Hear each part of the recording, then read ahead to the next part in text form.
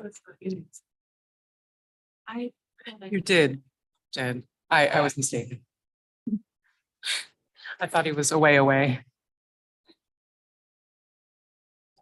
We're good. Okay.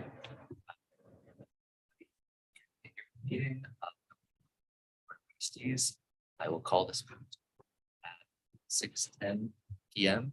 There are 7 trustees present. Quorum. Trustee Robinson may be joining us.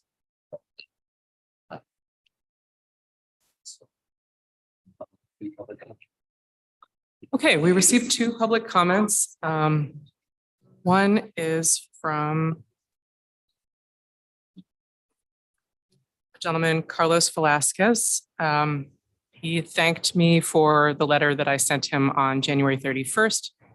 He is now going to the Arbor Hill Library, and he comments that he understands that there's more traffic at the Washington branch compared to the Arbor Hill branch, but perhaps more tables can be available to solve the situation of not finding a table to read at.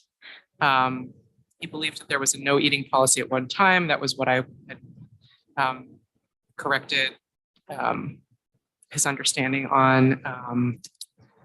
And he also understands that patrons can have a conversation, but he still believes that the level of noise was too high for his taste. He doesn't feel he should need to sign up for a study room just to read the paper. So he is now going to the Arbor Hill branch. It's a little bit of a longer walk from where he lives, but he's been enjoying the Arbor Hill branch instead of coming to Washington. And the other public comment is from a gentleman, Aaron Sitcherman. He comments on the TUI Library Equity Fellowship, stating that he wanted to apply, but when he received the requirement, when he reviewed the requirements, excuse me, he discovered that his skin is the wrong color. He goes on to a bit of a rant about the TUI Library Equity Fellowship. And I cannot read the rest of the statement because it is highly obscene. So.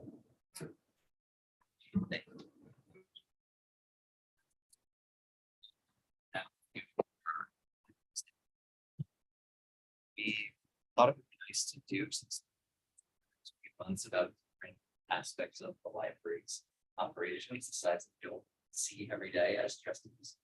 So we thought we'd start with collection management. Yeah, so I'd like to introduce Stephanie Anderson, our head of collection management services. Stephanie, take it away. Hey, I'm Stephanie Anderson. I'm the head of collection management services. Pull the mic in. We've had some sound issues, so. Okay, this better? All right. Going forward, I might refer to it as CMS. CMS is the shorthand for collection management services. I am the department head, so I'm a librarian too. I oversee 2 library assistants who are full-time in my department. I have 2 librarian ones now in my department. My second librarian one will be starting in May, and she will be overseeing the selection of early literacy materials. The collection management services department oversees all of the ordering or purchasing of any material type.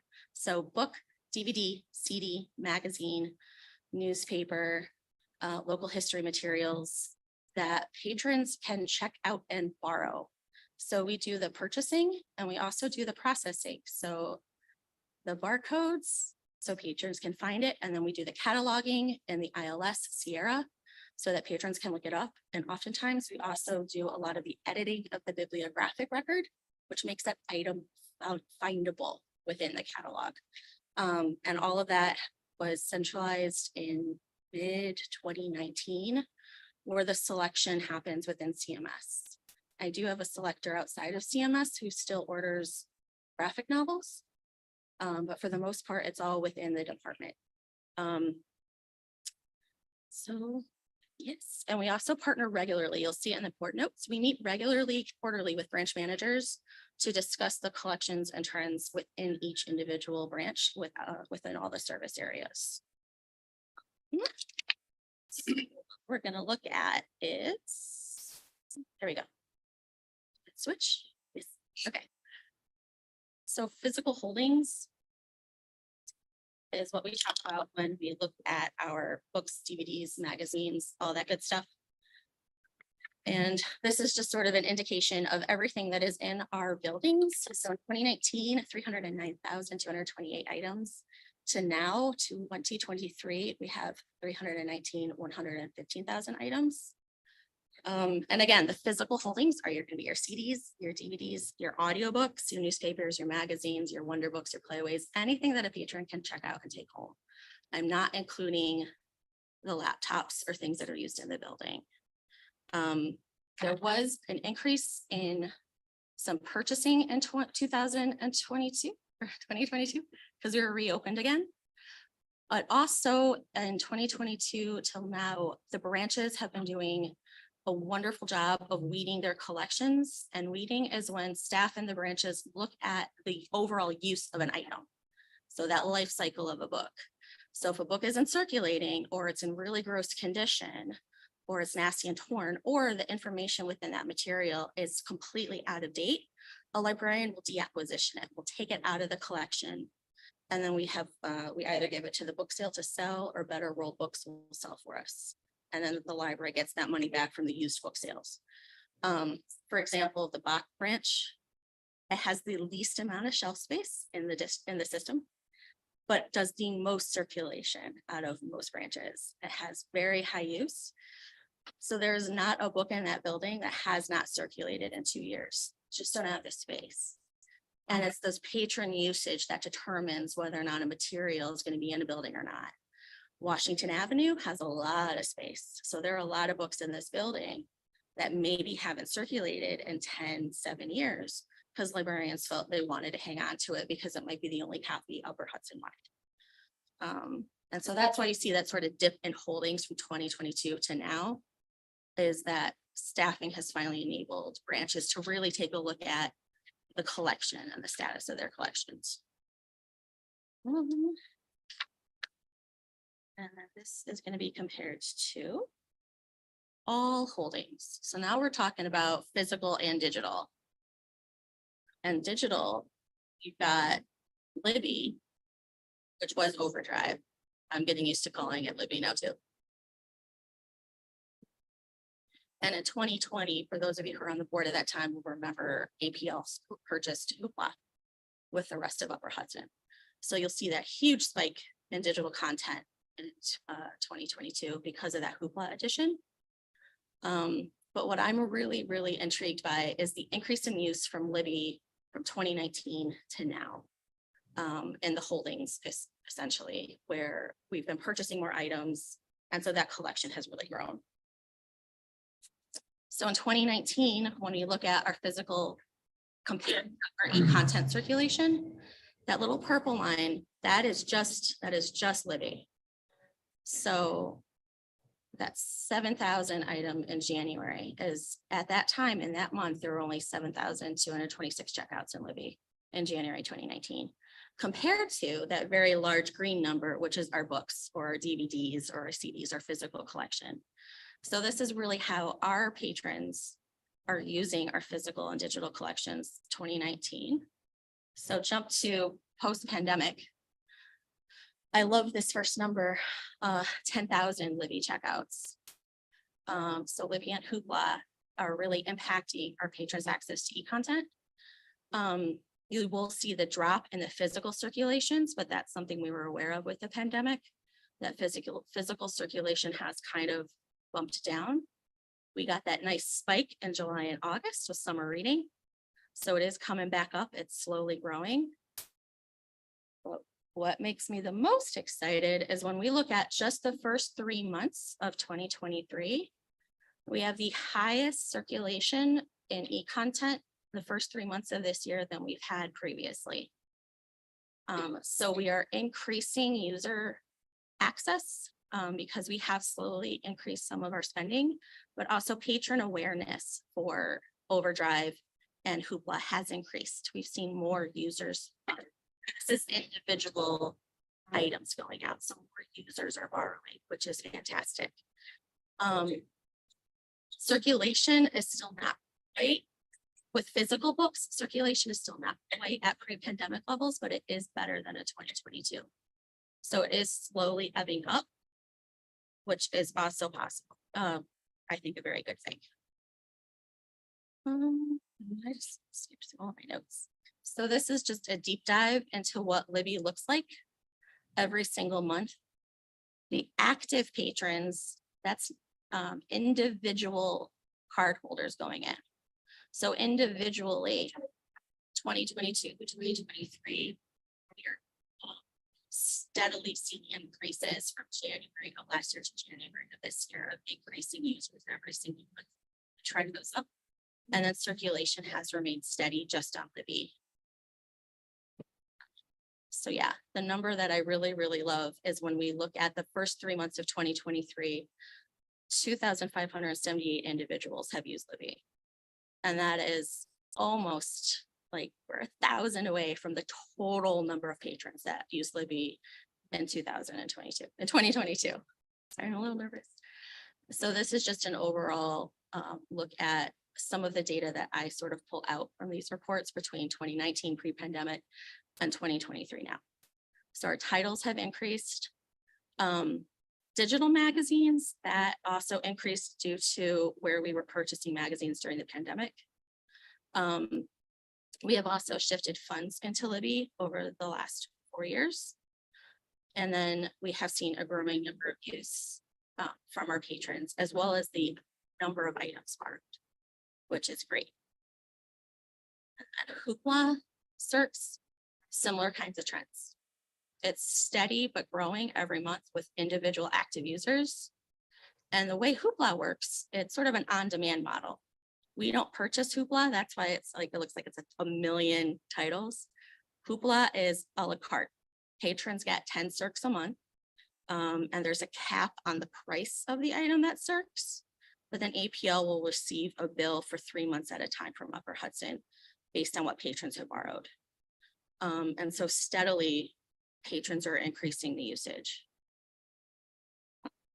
And with Hoopla trends, again, we can see that APL patrons are really taking advantage of it, and now they're used to accessing it, where you can see the growth from 2021 to 2023.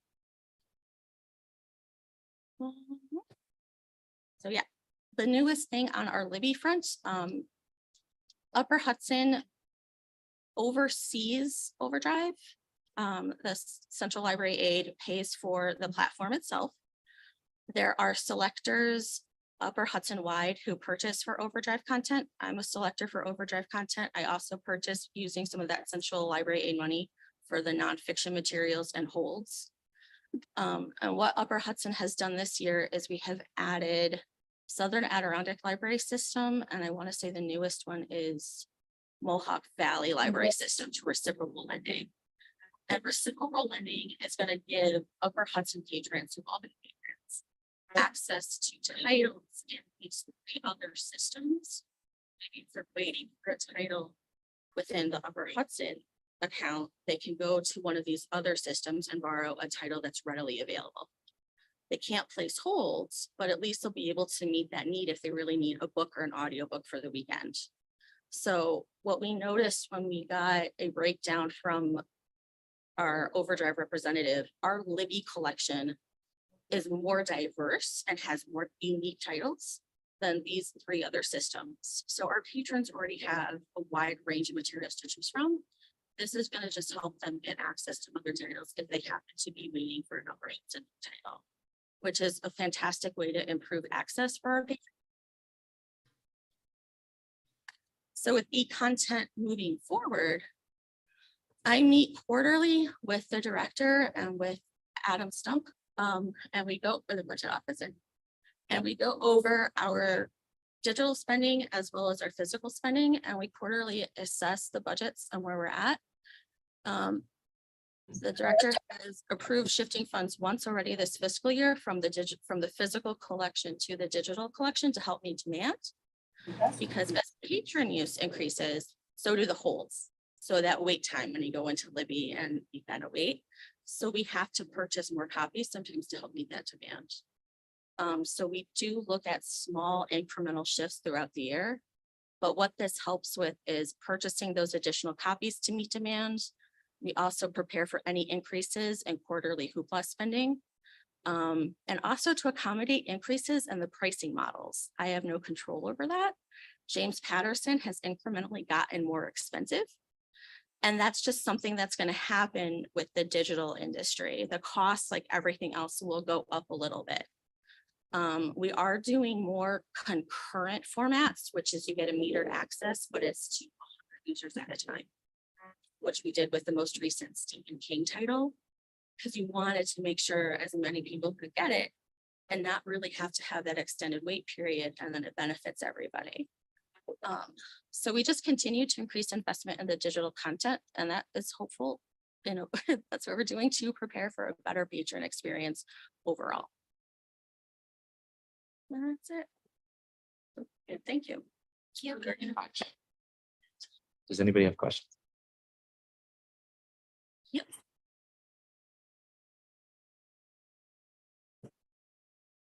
Wait a minute, hang on.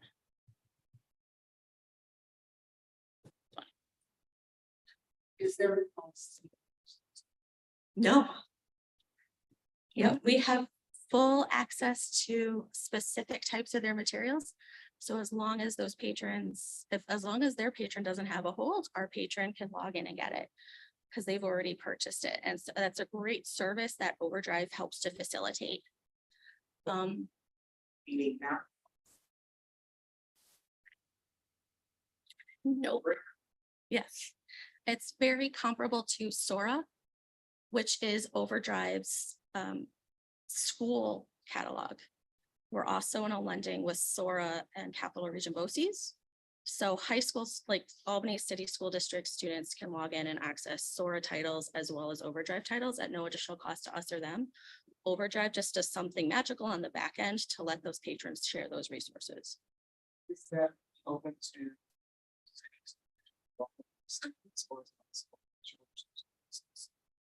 I do not know that answer unless it's BOCES. So if they're affiliated with BOCES, they have access, and I don't. Yeah, yes. Yep. Yeah. Yes. So this happens through Overdrive, but you were talking about the transition from Overdrive to Libby. Will this show? Okay, so It's branding. Libby is what they're using. The Libby app. okay, All of that is Libby. so when I log into Libby, I was one of those Yep. Stephen King people, by the way. Yes. But when I log into Libby, I get all of this. You will choose, there's information on our website. You will choose where, which library you want to borrow from. Okay, So you'd have to change it in the drop down from Upper Hudson to Mid Hudson to Mohawk. okay. You would just have to switch the location, but yes, you would have access to their catalogs through the Libby app. I can show you how to do that. I apologize. I'm so used to saying Overdrive. I'm probably the last holdouts because I am an Overdrive user from the very beginning. So it's very hard for me to switch to like thinking of Libby, but it is the same programming company. So on one of the slides, it mentioned that, you occasionally purchase additional copies to meet demand. And I'm wondering, is there sort of like a formula? Yes. Okay. Yeah. It is broken down by price and I have to have a Post-it note on my computer. Where if we have a 10-to-1 hold ratio and it's a certain amount of money, we purchase more copies. And it's broken down by ratios, the title, the cost of the title and additional copies. So at some point, I believe I've purchased 10 copies of Spare because the hold ratio is over 30. So that is just more copies of Harry. And that would come out of the central library aid.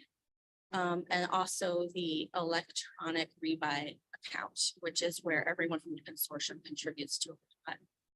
And I also purchase holds out of that budget. So yeah, Harry, we've had to buy, I think we have 25 copies now, just based on the holds ratio. So it's mental math that I do every 2 weeks of what are the holds look like? What is the cost of that title? And are we meeting that criteria to purchase that money within the budget? Thank you. I feel like we could have a whole other symposium just featuring Stephanie and her deep knowledge of everything digital content. She's very passionate about it and it serves us well. I could keep going forever, but I'll stop for now. I'll ask one more question and then Okay. I'll stop. So there was the discussion about weeding out hard copy materials. Yes. When you purchase, right, you just bought a whole bunch of extra digital Stephen King.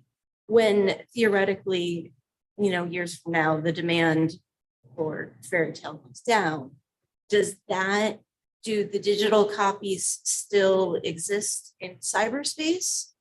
No, it's based on King was 100 concurrent users. And once 100 users have checked it out, that license disappears.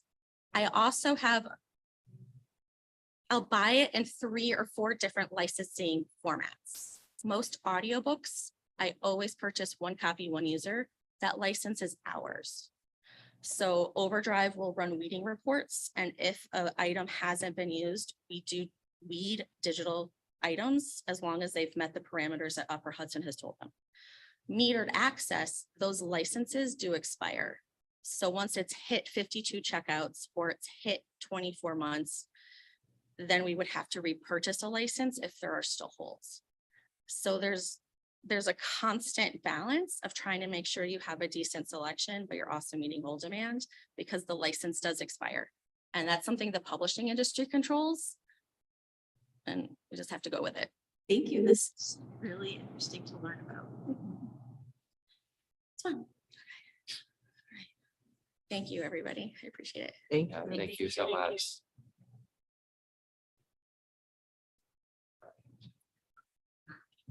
So we will move on ahead to our consent agenda. Does anybody have any questions about the consent agenda?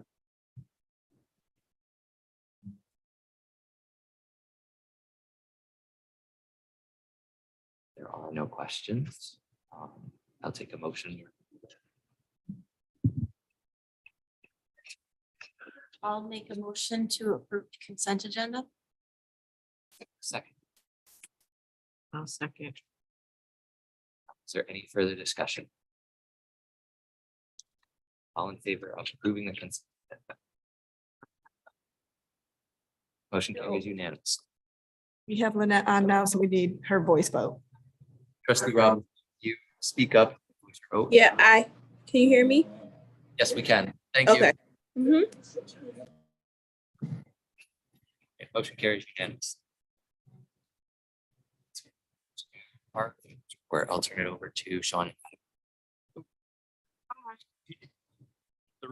This month cover February 2023, which is 67% of the way through our 2023 fiscal year.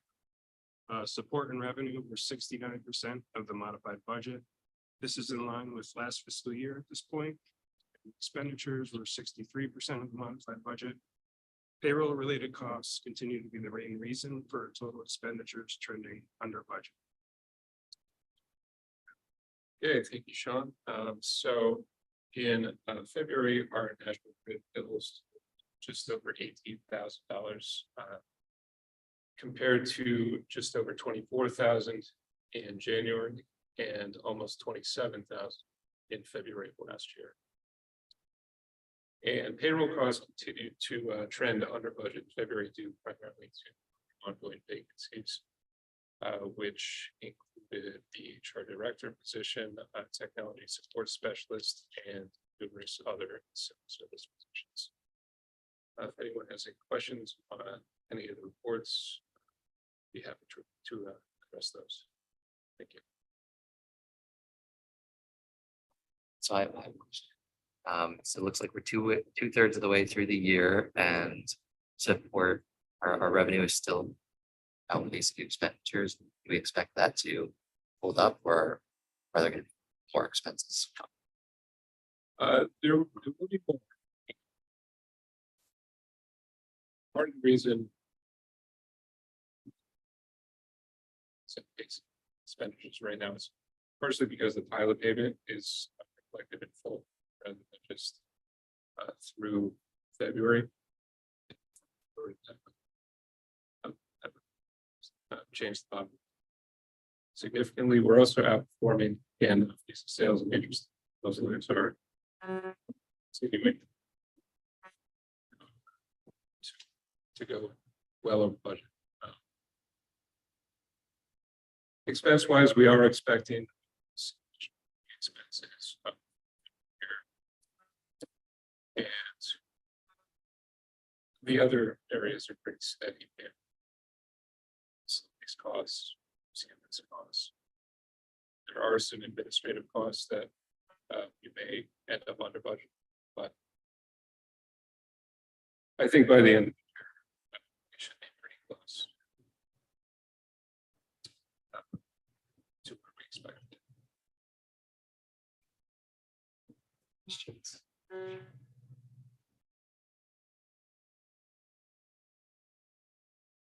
Sean and Adam.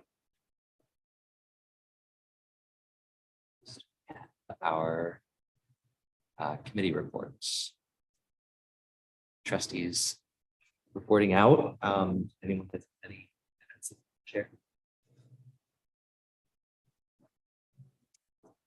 So the Upper Hudson Library Expedition has started, which is the challenge to visit all 36 branches in the Upper Hudson.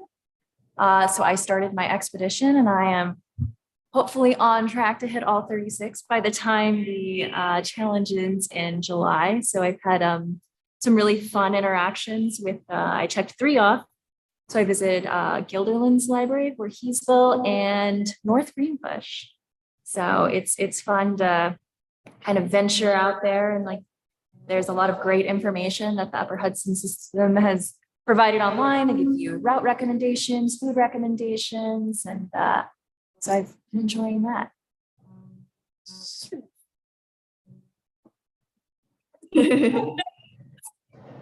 And getting your friends to go with you is like, so encourage it, check it out. And they've got intermittent prizes. You don't have to hit all 36. So very fun. Nice. The others?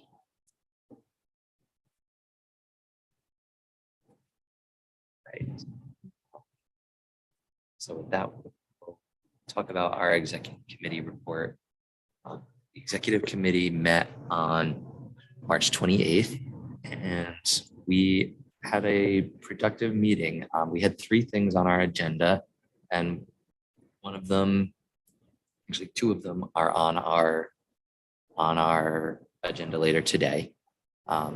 So I'll save most of the discussion for new business, but we'll talk about some edits that we proposed to the board evaluation doc. And I believe is the standing agenda items on our new business.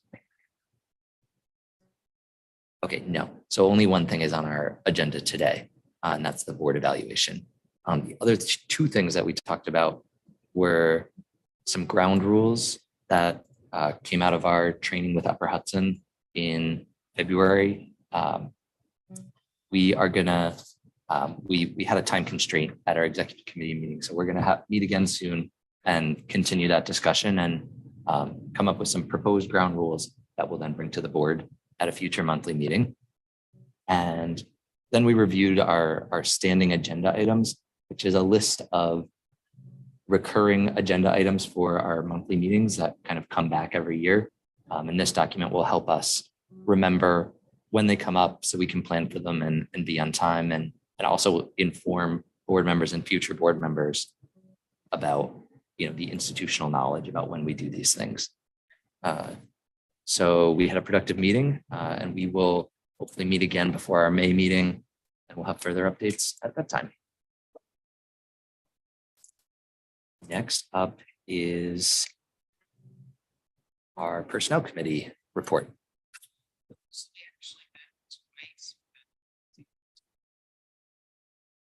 So 15, just job descriptions and priors. This term, this fiscal year. Really what it's big trail. Where they started stuff. And Bob.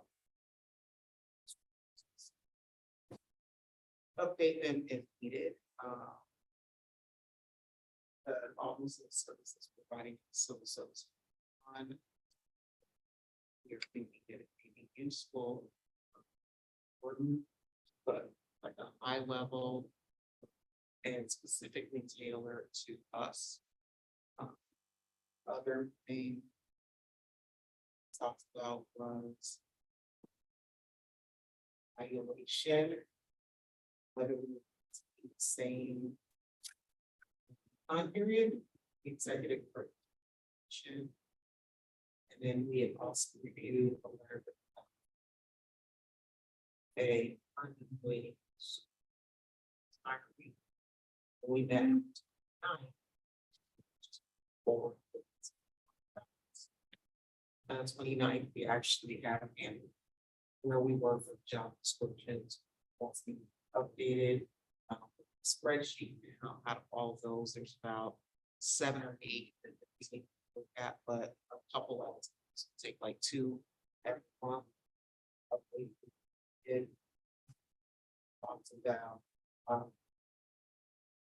how those type of platform for these information, but also look at what was done previous. Did everything using the same time period. By June, by mid of June, time period. And we also made a recommendation of a state adopted by the reviewed statement determined it should be updated to the policy and reflective of a contract. Personnel made a recommendation for issues.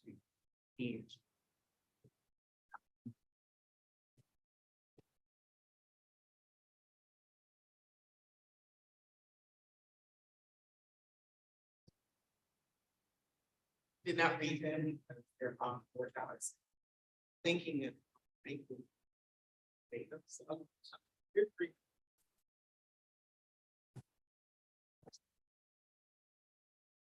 Thank you, Trustee West. Next is our policy and governance. So.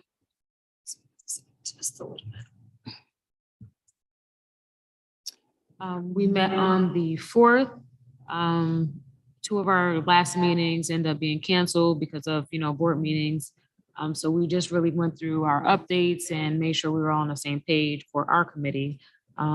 We've had 2 previous policies that were already supposed to be voted on. That was a tutoring policy and employee safety policy. You'll see that later on.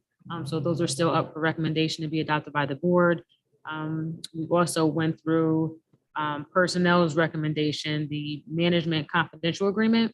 So we went through that and we are recommending that to board as well as the management confidential staff compensation benefits and work expectation policy. That is pretty much our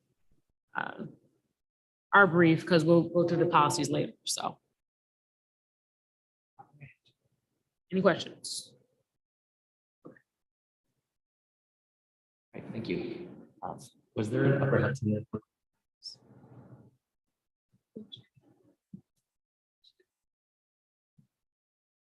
Okay, thanks. So we had a meeting. Excuse me. We had a meeting on March 8th in person. The 2023 Library Advocacy Day returned to in-person format for the first time since 2020. And weather was a disrupting factor, but folk did the job. And Upper Hudson believes that we have the support of senior legislators. Reciprocal, and it was interesting hearing Stephanie talk about the reciprocal lending agreement because and we talked about how Southern Adirondacks and Mohawk had joined the agreement plan that we had in place for Mid Hudson. So it was nice to hear her talk about that experience. The 20 and it's scheduled for June, and plans are open for ideas about. So it's like system support associated. It has it so to take another opportunity to use the system for 7 years to great opportunities. So the first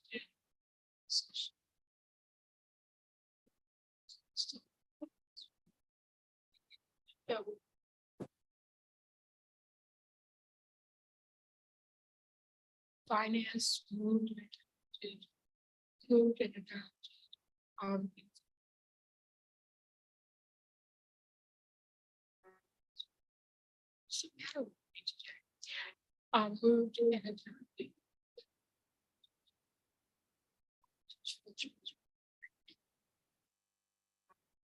all business that was application of these law for these other policies and procedures was discussed and petition. So I have some report that all and Mr.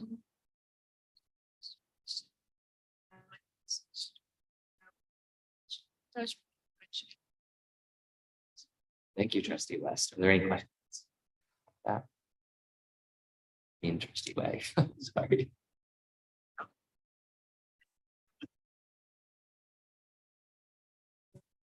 All right.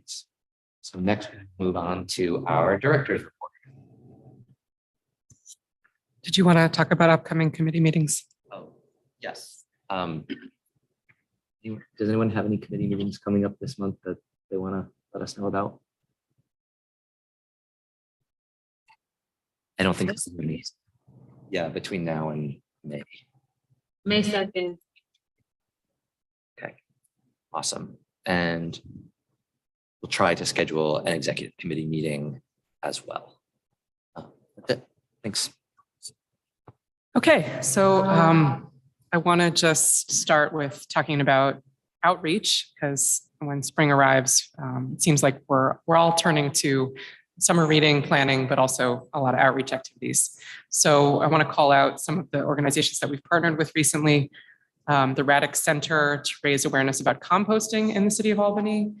We did an outreach visit to the Albany Montessori Magnet School, the League of Women Voters of Albany County. We worked with St. Catherine's Center for Children and Michael's House to expand attendance at North Albany, because we're still working on getting people to go to North Albany and see how fantastic that little branch is. We also welcomed a group of adult English language learners from the Refugee and Immigrant Support Services of Emmaus, otherwise known as RISE. And we made an outreach visit to 6th graders at the Albany International Center. So it was a really busy outreach month. I also want to ask you to save the date for our May 21st, 2 to 4 p.m. kickoff of the Centennial celebrations. So we're having that free block party in front of Howe. DJ True Master will be there, activities, a listening booth for recording library stories, refreshments, and much, much more. Featured speakers will include Mayor Sheehan, who will proclaim the day Albany Public Library Day, which is very exciting. And we also have a fancy little plaque for the Howe branch, because it's the oldest branch that we have, but it's been part of the historic district of Prospect for a long, long time, but we've never had an official plaque, so that's happened. In terms of safety, which of course is always a priority item for us perennially these days. The safety committee met. We addressed staff development day. The focus of staff development day, which happens next week on Thursday, the 20th, is safety. And so we're going to be bringing keynote speaker Katie Flanagan from the library, the Albany County Department of Mental Health to focus on hyper-local Albany resources to help staff address non-911 mental health crises and other types of need. And it was interesting to see that the Times Union had an article not long ago, I think yesterday, about a lot of investment towards programs that engage or involve mental health specialists to address non-911 emergencies instead of police necessarily, or in cooperation with police. So this is sort of a trend that we're seeing across cities and towns these days that we are certainly embracing here at APL. And I guess I would just open it up for questions. There's a lot of other program highlights and partnership highlights throughout this report. So if you had any questions, having reviewed it, happy to answer questions.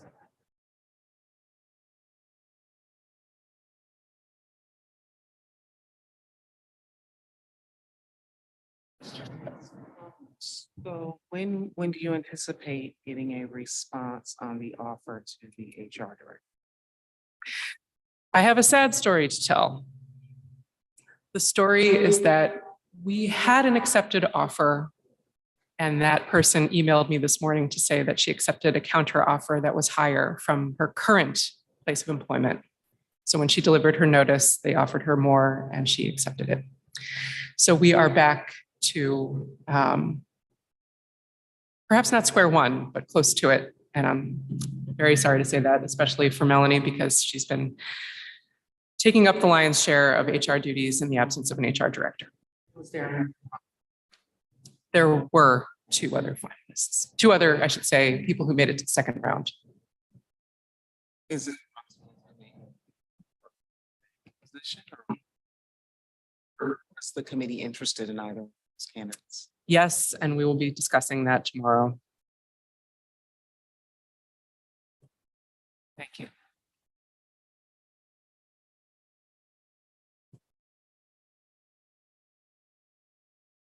Questions?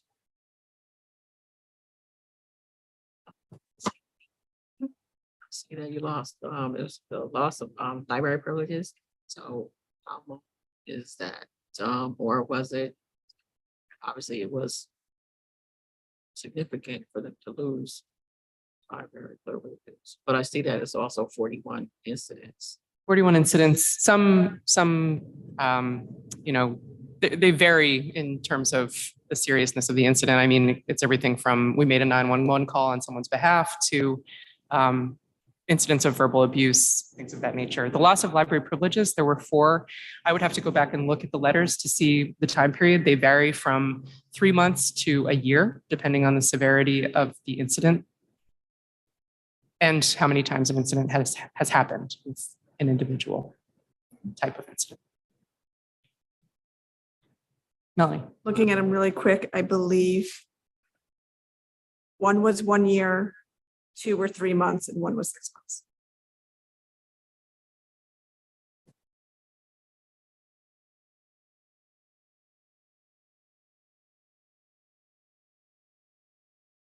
I feel like this is less loss of privileges than you reported last month. That's true. Last month it was 6. So an improvement there. But obviously the goal is to have 0 loss of library privileges for the whole year someday.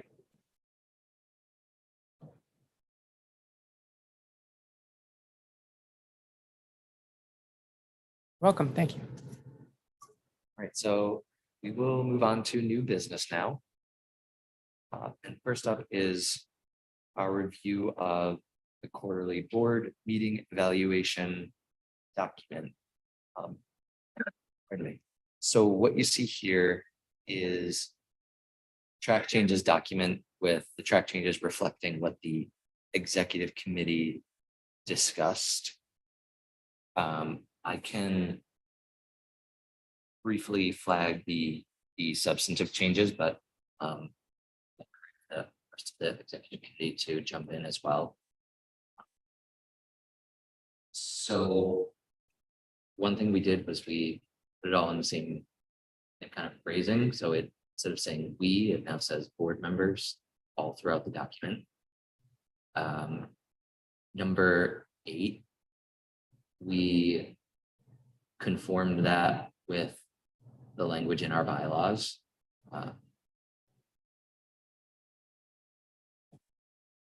Just to make it clear, like what people are supposed to do when they can't make the meeting.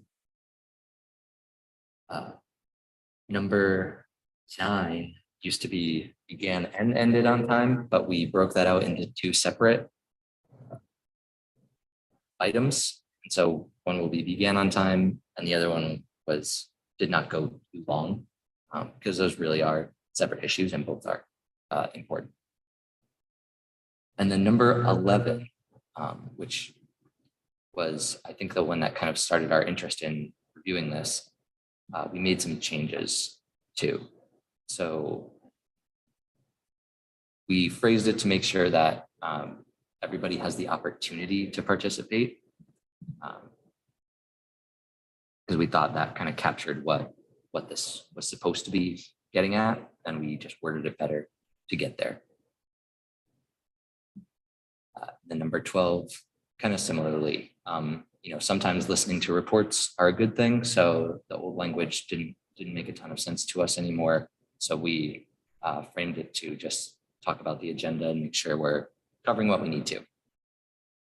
Other change is that we're proposing, instead of the old system, which was just checking okay or needs improvement, we're proposing a 1 to 5 scale as to how well we accomplished the task. Yes. Just because you had said you were getting rid of the we's, number 12 has we stayed on the agenda. Okay, we should change that. Thanks.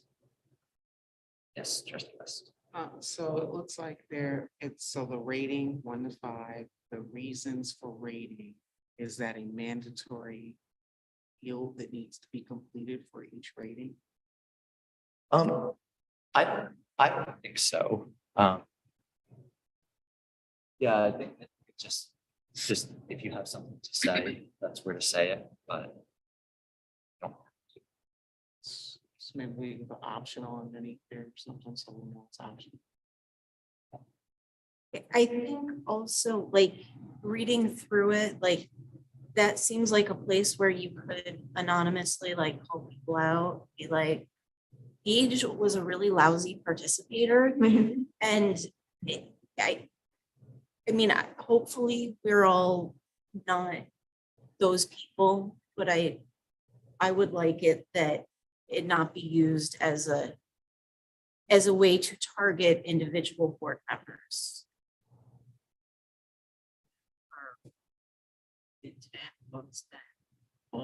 That one board member could dominate the conversation and that all board members had a chance to participate. That's why we're bringing it to your attention, so that maybe we can have different wording in here if it's a little confusing, but that was the intent on number 8. The one thought I have for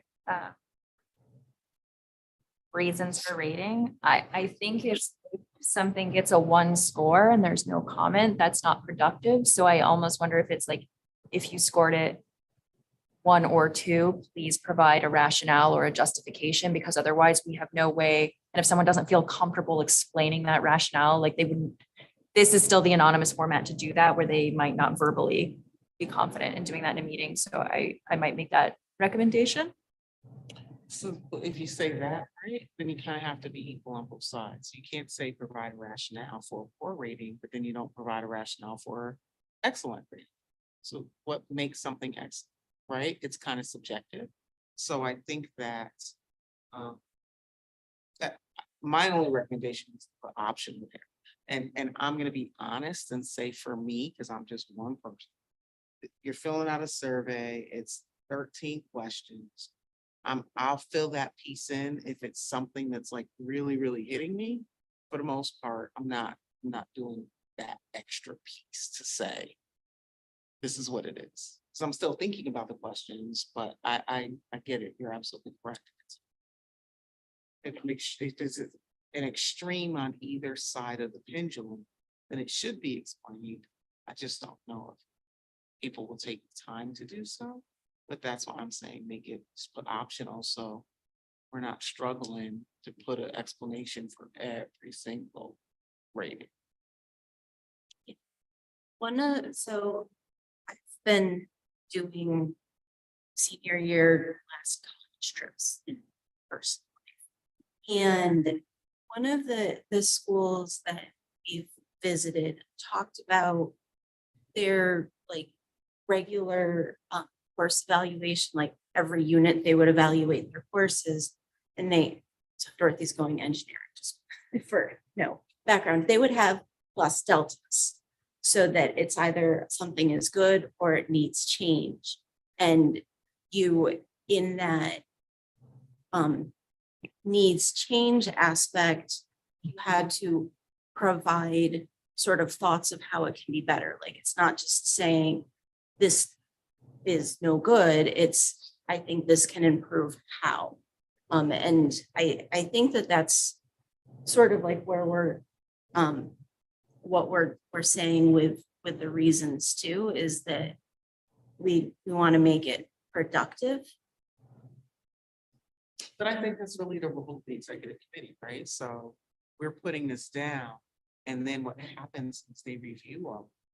And then from the responses that they've got, they're now reporting out and saying, these are the responses we've got. And it looks like, as far as this, the sum of our responses, SUM, is showing that we need work. Let's talk about that. So they're not reporting out all of them, they're just pulling out that microcosm that says, these are the ones that we need to address. These are the things that we're doing well. These are our opportunities for growth and support. So I think that could be an opportunity for an additional, a piece of, a conversation or a retreat, if you will. I didn't mean to throw them on there, but a retreat, if you will, to discuss what we're doing, our opportunities. But it's really, that's just my opinion, not saying that that's what we should. So can I just make a comment? I think we're all kind of saying the same thing. And I think the addition of the optional really kind of solves across the board. Want to make sure people are comfortable. If they do want to speak up, we don't want to make it something that's mandatory. We want to encourage people to be comfortable, even though it is anonymous. Even on an anonymous form, someone might not always report. Things kind of feeling a little bit mandatory is kind of a little bit like pulling teeth. So to maybe more encourage people or make this something that's more engaging and you don't feel like you mandatory. It's like such a hard word. So, optional seems a lot softer, and I think we'll be able to be, more engaging with just an option. Kind of solves it for everyone.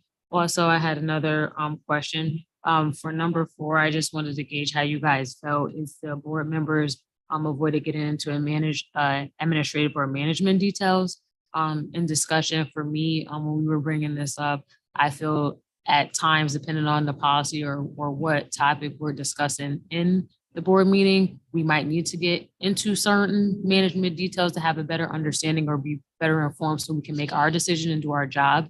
So I felt that kind of almost seems like it deters people from asking questions that maybe if they were a little bit more informed about, they'd be able to make a better decision. So I didn't know how everyone felt about that, because it seems to me as a deterrent to asking questions.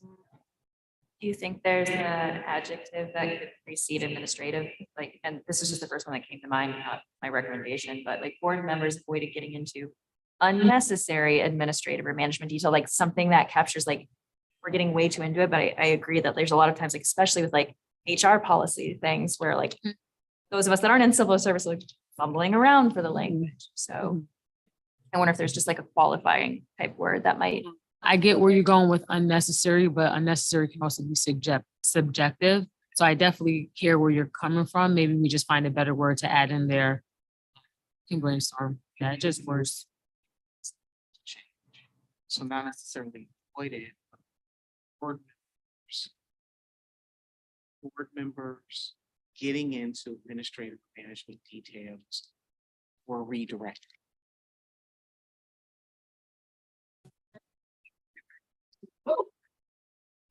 Or as, And then I think that what Or- happens is when you start the sentence, you don't necessarily. make- getting into the weeds. So that's really what it is. So we're avoiding getting into. the weeds. Board members. You don't have Um, to right, just bring this to your attention to, for the next time, just to start recommendations that we met in our second session. So just won't make any changes. or rather, it was only for clarification. So let's say, for example, board members got into I love. administrative or management details for specifically for clarification or something like that. For clarification, not in reference to, I mean, we can't make decisions on it as management.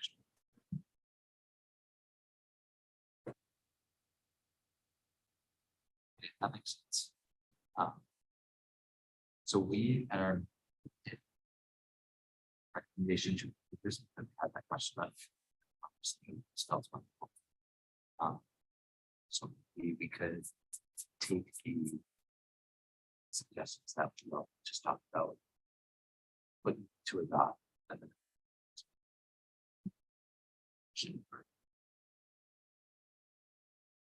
Make one last. of course, yeah, we don't have to.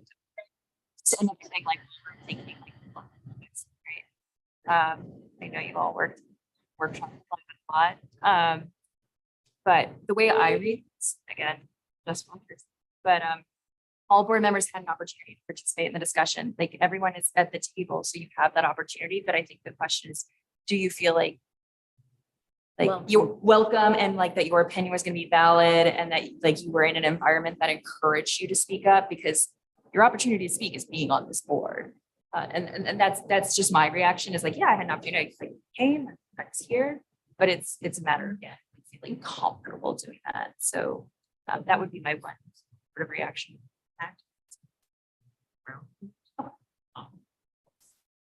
Environment, that everyone feels comfortable. So that's, it's gonna be one of the. So it's gonna go hand in hand with the evaluation. Too, because, complementary of it, you know, the ground rules are basically gonna be like a mirror of the evaluation. So do we want to change that wording for 11, or do you think in reference to encouraged to participate? Yeah. Or felt encouraged, Right. felt To encouraged create, to right. participate?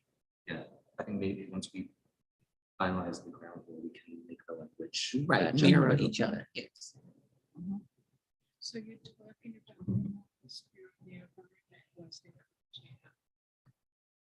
about. Participation.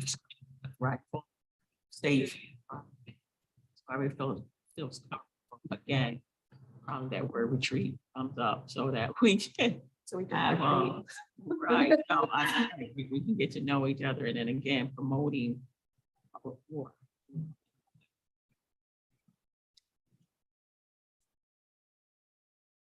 Yeah, this is really helpful. Thank you.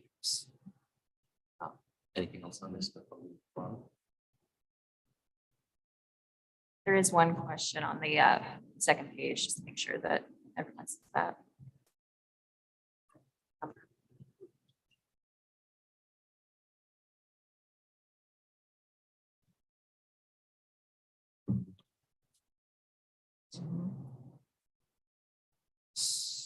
So thank you very much. We will return to that conversation next month. For now, we can move on to our annual report. All right, so this item, I am actually going to turn the mic over to Melanie. Melanie prepares this report annually. And this is a ritual of the board to accept the report, review the report, excuse me, and report Upper Hudson instead before they can submit it and formalize it for the state. So Melanie, take us through the highlights. So this one actually wasn't too far off from last year. It pretty much stabilized because we've had, in the last several years, we've had the change to the fiscal year, we've had the pandemic and whatnot. So this was what I considered an uneventful annual report. Talking about the library collection, while for the most part, section 2 has stabilized quite a bit from the drastic changes. We did still see some significant changes, and Stephanie alluded to them in her presentation, that we saw our children's fiction books saw an increase due to the purchase of books in response to our diversity audit. And our nonfiction saw a decrease in the collection as we heavily weeded it during the diversity audit, and we removed a lot of outdated material. Electronic materials, ebooks, and audiobooks saw significant increases across the board, both as a response to the increase in usage of the collection, and there was a way that Hoopla reported out the numbers this year, so it saw a significant uptick from that.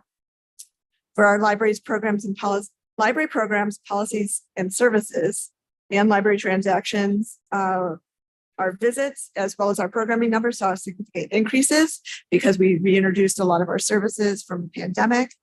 And then same can be said for the entirety of section 4, which is our library transactions, which includes checkouts, store visits, and whatnot. Everything saw a huge uptick from last year because we introduced services. Service outlet information. If you go into the weeds, you'll see in section 9.25 for the iteration for North Albany that the square footage of the facilities is listed is identical to the previous year, even though we did an increase in square footage with the renovation. That is a static field. We are not allowed to change that ourselves, but we did make a note of it in the note field. That was how I was instructed by Department of Education to fill that out this year, and they will update it for next year.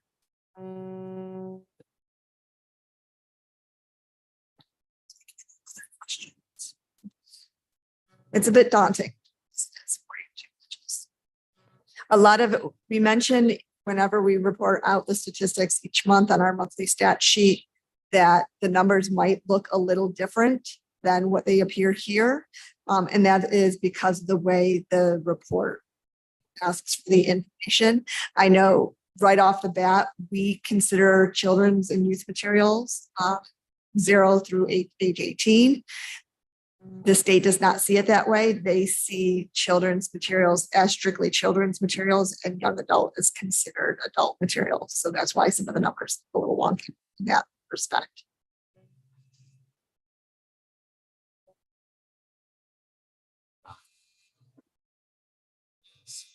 Trustees able to be here, but she did provide some questions in email that I wanted to ask out loud on her behalf. Is that okay? So one question was about our reporting on how many people have library cards. The annual report says currently 82% of Albany residents have cards. And her question was, do we ever take people out as years go on if they don't use the card? So yes, we do. This number is actually pulled from us from Upper Hudson, and they do take that into consideration. So this is how many people have cards that aren't currently expired. They usually run that report, the expired card report, about every 5 to 6 years. So sometimes you'll see that number go down drastically, but it's not done every year when they do that.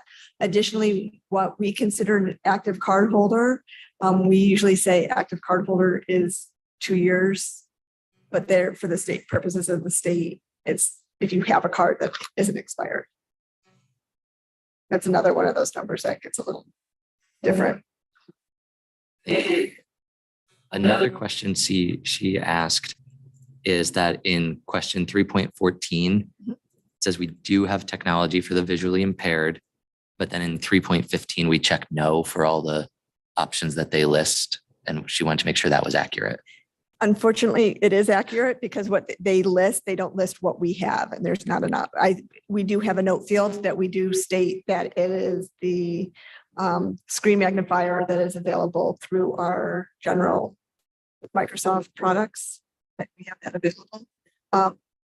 That I feel is a question that it has not kept up with technology, because most websites, most software now accessibility feature, and we rely heavily on those now instead of purchasing additional software. Okay. Further, in the 3C section, it appears that only 4 people were participating in programs on parents and caregivers in 2021, and what happened in 2022. So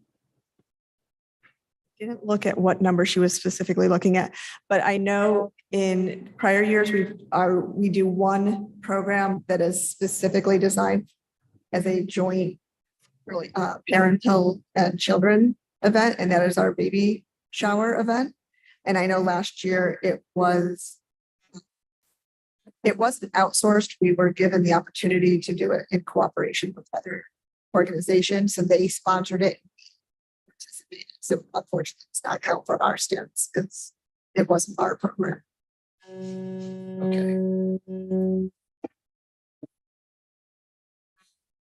Okay. Questions? Thanks, Melanie. Quick question, actually.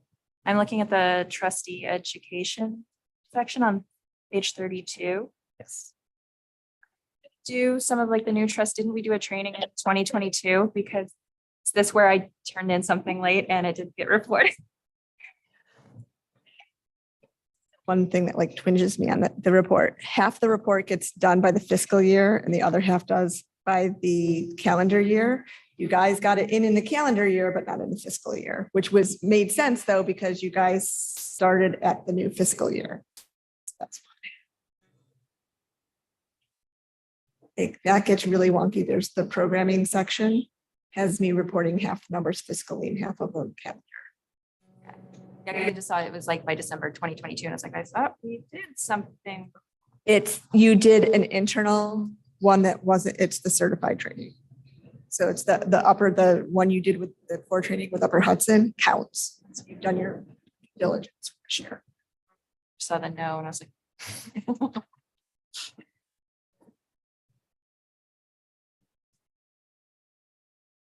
Sorry, just a correction. So my address is incorrect.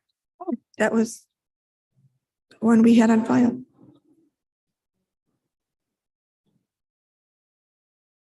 It's Edgewood.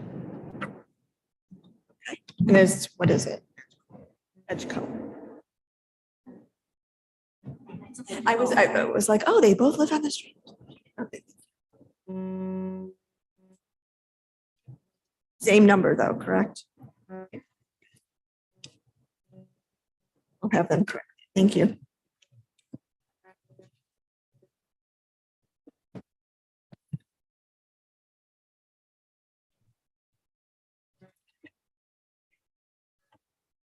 So I think when we're done with questions, motion to accept APL's annual report.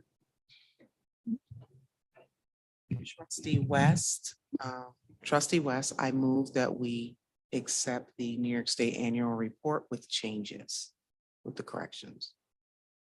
Is there a second? I'll second. Thank you.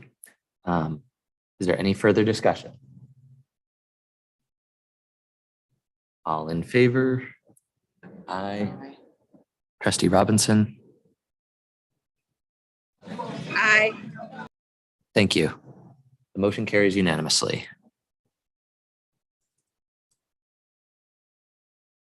Are you all right, Trustee Way? Do you need water or something?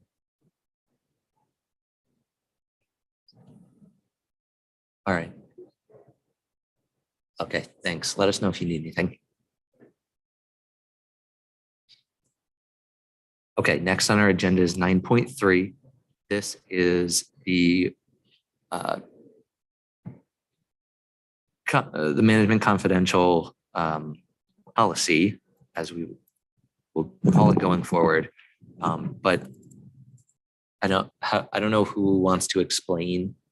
I guess I can, but, or Trustee West can, or Andrea can. Yeah, just to inform the board about what the changes are. It was recommended from personnel. Upon the recommendation from personnel, there were changes, adopting it as a policy. And in the adoption of it as a policy, we would need to change the title, which would change to management confidential staff compensation, benefits, and work expectations policy. There were some positions taken out on the list of the management confidential staff, which was the chief fiscal officer, human resources / finance manager, human resources technician, and account clerk. Entered in there was director of finance, director of human resources, and administrative assistant. Another change that was added was Juneteenth in the paid holidays section. That can be edited in time if holidays come or go. In reference to the paid holidays, one of the major things that was on the table was the retirement health insurance. So what really, to summarize what happened, we're going to strike that whole first paragraph. There's going to be two sections in reference to employees hired before January 1st, 2017 and employees hired after January 1st, 2017. The first part of it, before January 1st, 2017, they would have to have 15 or more years of service, and they would be keeping the health benefits, as far as their coverage and their contributions will be the same as when they retire. After January 1st, 2017, they have the option to be carried on an individual basis, and their contribution would stay the same. And that was really the summary. Any questions? So for background, for trustees who maybe weren't on one of these two committees, this document was passed by our board in 2017, I believe. I think it's at the bottom. And the updates to the health insurance, retiree health insurance paragraph near the end that Trustee Gause just talked about, the intent of these changes is to make sure that is to align the management confidential retirement options to what's in our union contract. So it will mirror the benefits that our union employees have. Does anyone have questions about this?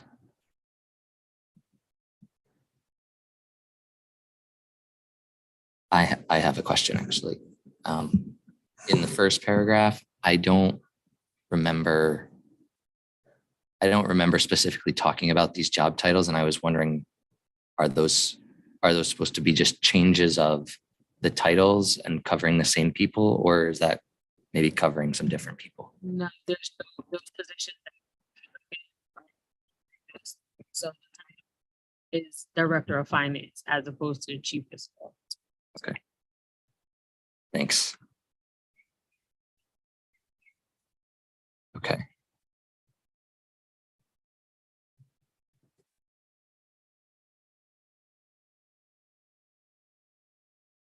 Are there any questions?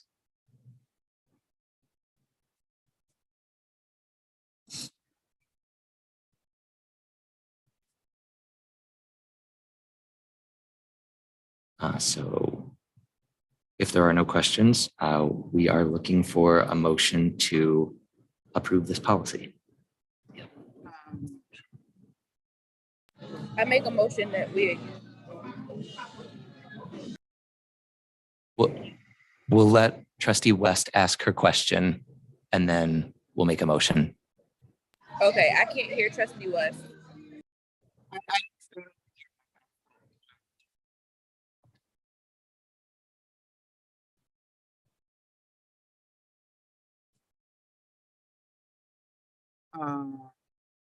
So I move that, or She can go ahead. I don't have the question. Because I was just thinking, I'm saying like if it's coming from committee. Like a second, but it doesn't matter right now. Go ahead. Go ahead, trustee Robinson. No, I think you're right, trustee West, because P and G made a recommendation to adopt this, right? Recommendation, so Okay, it yeah. does need, it just needs, right, it only needs one person. So trustee Robinson, would you like to second the motion that's already on the floor from the P and G committee? I second it, yes. Thank you. I have a question. I want to just clarify and make sure that there wasn't something missed. Go ahead. So I don't know if this is best directed to trustee Goss or trustee West, but when the changes were made to the collective bargaining agreement in, I can't remember if it was 17 or 18 when the last contract was settled. The one other thing that was reflected in the retiree health and health benefit for CSEA members is that there's a mandatory switch over to an Advantage plan at age 65. We don't specifically mention that and in the policy, but President McCarthy mentioned that this is to align it with the contract. So there is language in the contract that does that. And I'm wondering if that was just missed because it wasn't in the original version because it hadn't happened yet, or was that intentionally left out for this group of people? So the intention was for them to. I'm gonna say it was missed. Say it was missed. Yeah, I think because we want Because people to you- switch it's- over. it's right. at So the 60. standard practice that if the organization has a Medicare Advantage plan, that they would switch to it. So I'm gonna say it was missed and we can add it in. And it would be, it's Article 16, Section 2.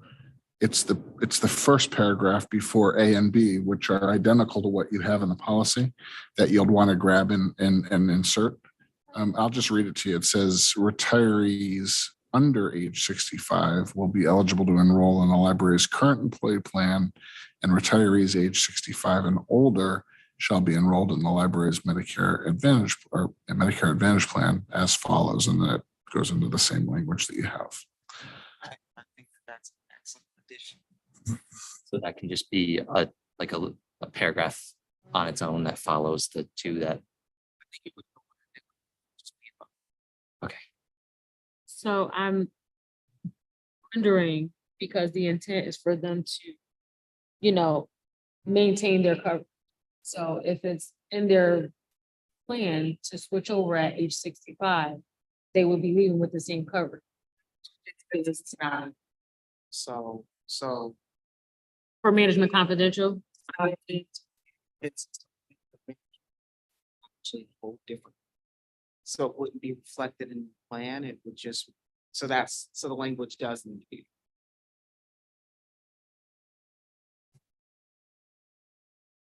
So it's like the difference of having, I get that it's a different end, but I mean, I know our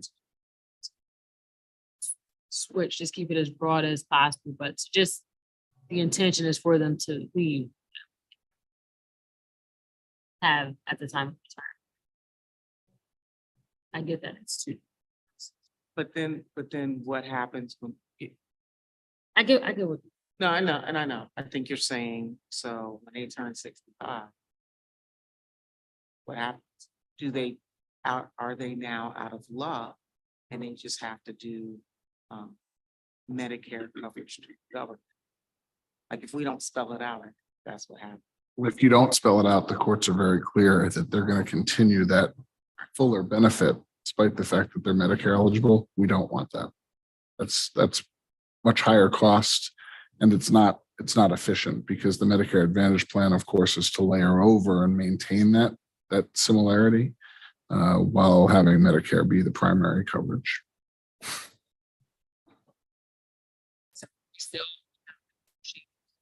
I think so. I think as long as everybody understands what we're doing, I think we can wordsmith it. If Trustee West sounds like she knows exactly what we're talking about, she can take a crack at it. I'll take a quick look at it and we can circulate it back to the board and say this is what the final looks like. I think it's an trustee. She dumped it in here. It's really just taking that first paragraph, what you said was Article 16, putting it right on top. So Article 16, Section 2.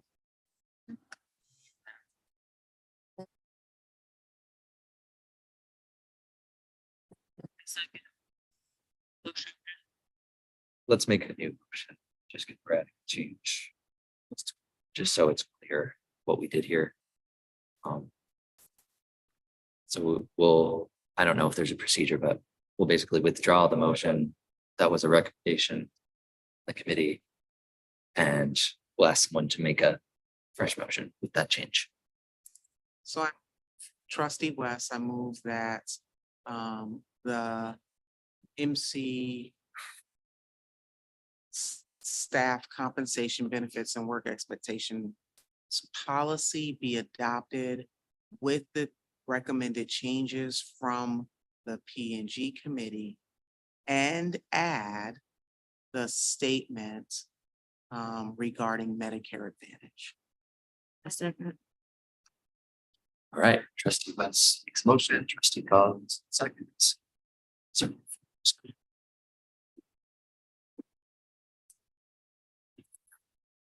all in favor? Trustee Robinson, Aye. thank you. The motion carries unanimous. Next, we'll move on to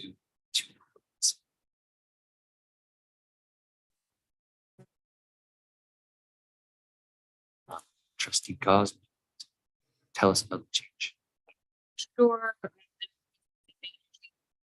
See, exception of placing educators with instructors. And that was it for this policy. To the board. Is there any meaning behind these words? Educators, instructors. You want to go ahead? Okay. Instructor has wider latitude.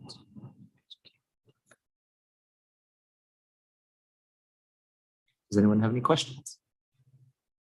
So a high school student can be an instructor, but they cannot be an educator. Right, okay. If there are no questions, I'll take a motion to approve the changes. Oh, yes, just a second, thanks. Trustee Barnum seconds. Is there any further discussion? All in favor of approving the tutoring policy? Say aye. Aye. And trustee Robinson? Aye. The motion carries unanimously. Next is 9.5, the employee safety policy. And safety, same thing there. No major changes and the bottom, under responsibility, we're gonna take out assistant and put executive director for the correct title. And add and or their designate. No other changes aside from that.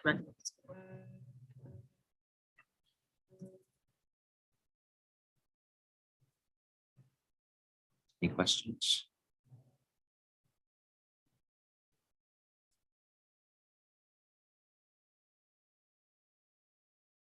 Is that makes sense to administration too? Definitely, yeah. That's a good question. Since it's the executive director and or does it need or they're like just one or the other, or does it work both ways? With the and or? Yeah, so it's, I'm sort of reading it like it's, and if I were to take out their or, I see it as two people are responsible for this versus like executive director or their designee. So in the event that the executive director, they're the designee. could- Automatically. Yeah. I actually think that's an important change that you should make for that very reason, because otherwise the inclusion of and means that you could have confusion as to whether it's both or just one. Striking and is what we're saying. Executive director or their designee would be better in this circumstance.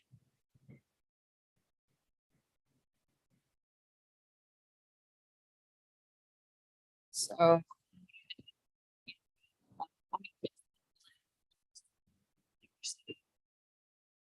I didn't catch, So when we talk definitely about didn't catch that nuance.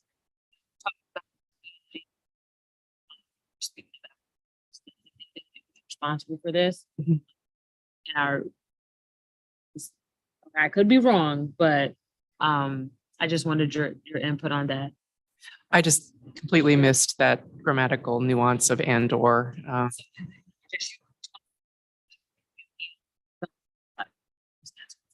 Just me, but if I am away, it would be Melanie in my place.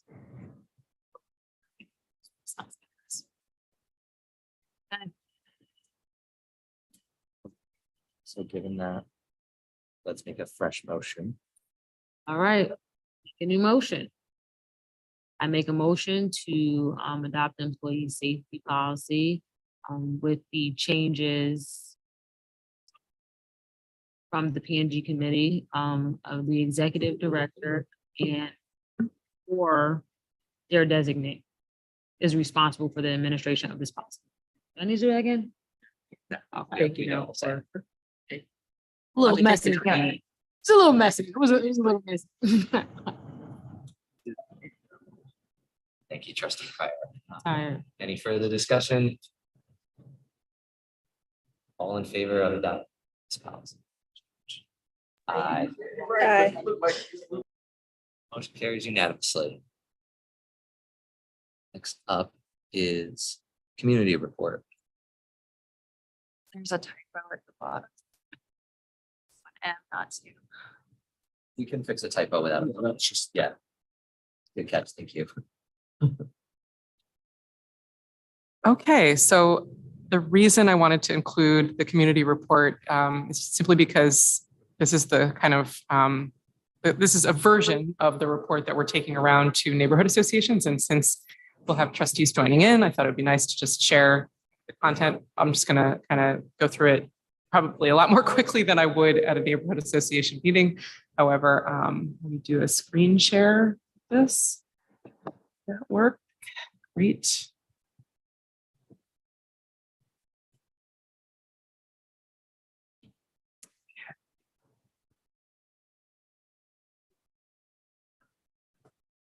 Sorry, just trying to get this to display properly.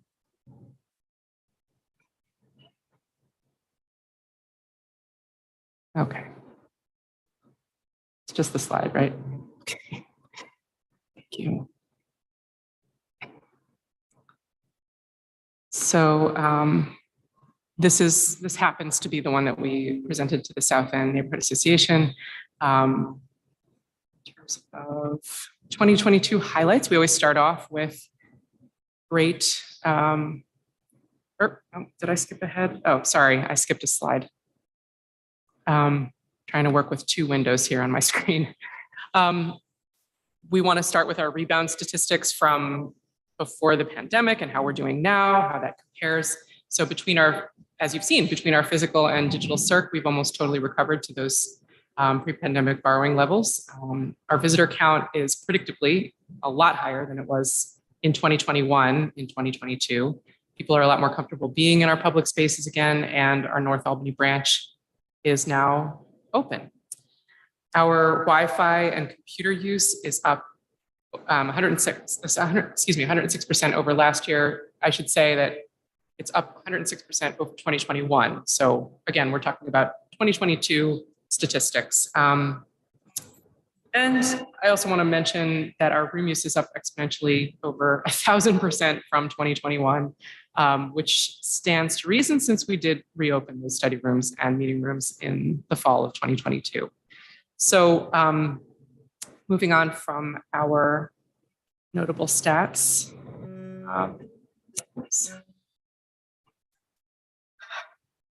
2022 highlights. So we're adding even more programs for all ages in 2023, as you know, and our Wi-Fi.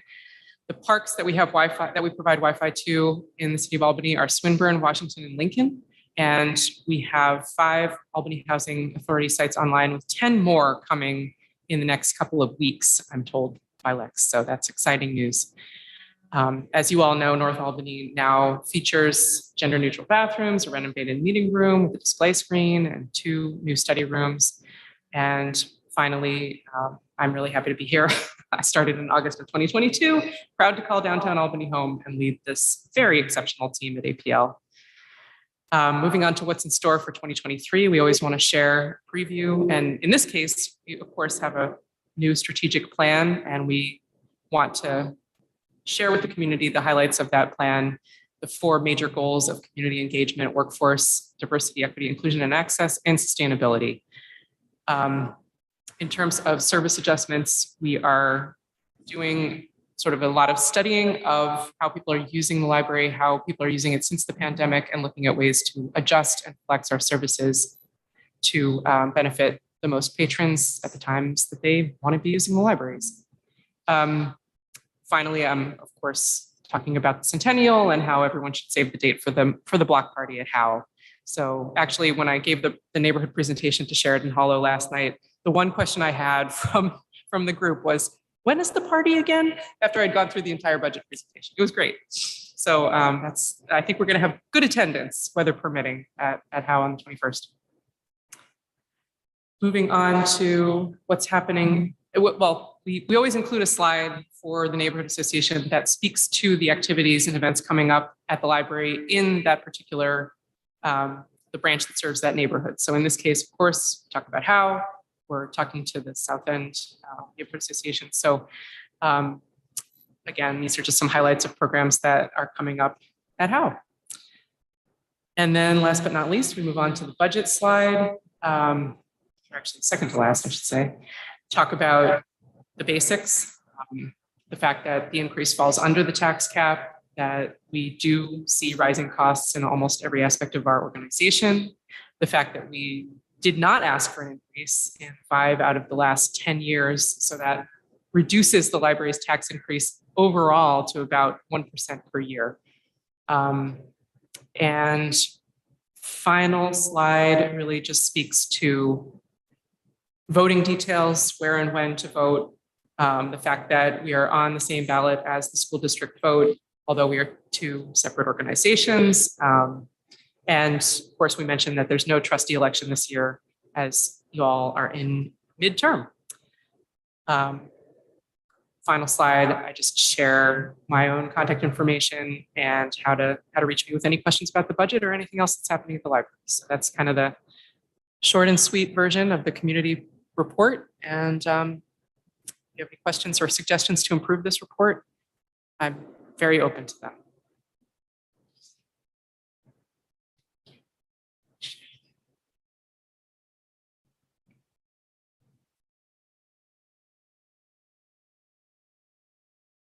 Feel free to continue to take questions, but I can pass this. This is sign up sheet for neighborhood association things.